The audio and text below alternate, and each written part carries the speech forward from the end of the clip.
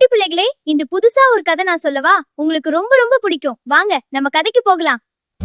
யானைகளும் எலிகளின் அரசனும். ஒரு காலத்தில் ஒரு அழகான சிறிய கிராமம் இருந்தது. அந்த கிராமத்தில் நிறைய வீடுகள், சின்ன சின்ன தெருக்கள், மரங்கள் எல்லாம் இருந்தது. ஆனால் ஒரு நாள் பயங்கரமான நிலநடுக்கம் வந்தது.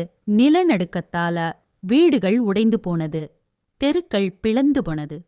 அதனால் மக்கள் எல்லோரும் பயந்து அந்த கிராமத்தை விட்டு வேற இடத்துக்குப் போய் செட்டில் ஆனார்கள். மக்கள் போன பிறகு அந்த இடம் முழுக்க அமைதியா இருந்தது. உடைந்த வீடுகளுக்குள்ள சின்ன சின்ன துளைகளில நிறைய எலிகள் குடியேறின. வாவ், இங்க ரொம்ப சௌகரியம் என்று எலிகள் சந்தோஷப்பட்டன. நாளுக்கு நாள் எலிகளின் எண்ணிக்கை அதிகமாயிற்று. அந்த கிராமம் முழுக்க எலிகளாலே நிரம்பிப் போனது. அந்த கிராமத்தின் பக்கத்தில் ஒரு பெரிய ஏரி இருந்தது. அங்கே ஒரு யானைகள் கூட்டம் தினமும் தண்ணீர் குடிக்கவும் குளிக்கவும் போயிட்டு வந்தது. யானைகள் அந்த எரிக்குப் போக அந்த பழைய கிராமம் வழியாகத்தான் நடந்து போகணும். யானைகள் ரொம்ப பெரியது அல்லவா? அவங்க நடந்து போகும்போது தெரியாமே நிறைய எலிகள் காலில் மிதிபட்டு காயமடைந்தது. சில எலிகள் உயிரிழந்தும் போனது. எல்லா எலிகளுக்கும் பயம் வந்தது. இப்படி இருந்தா நம்ம இங்க இருக்க முடியாது என்று எல்லாம் பேச ஆரம்பிச்சது. அப்போ எலிகளுக்கு ஒரு அறிவாளி அரசன் இருந்தான். அவன் எல்லா எலிகளையும் கூட்டி சொன்னான், பயப்படாதீங்க, நாம யானைகளோட மரியாதையா பேசினா நிச்சயமா அவங்க நம்ம சொல்றத கேட்பாங்க.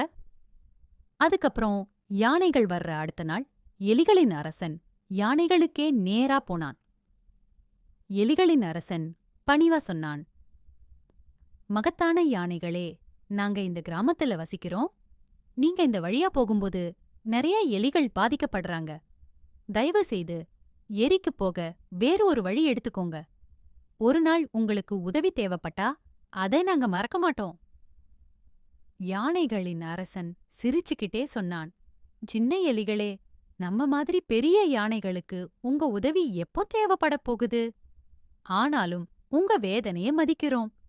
இன்றிலிருந்து நாங்க இந்த கிராமம் வழியா வரமாட்டோம். அந்த நாளுக்குப் பிறகு யானைகள் வேற வழியா ஏரிக்குப் போனது.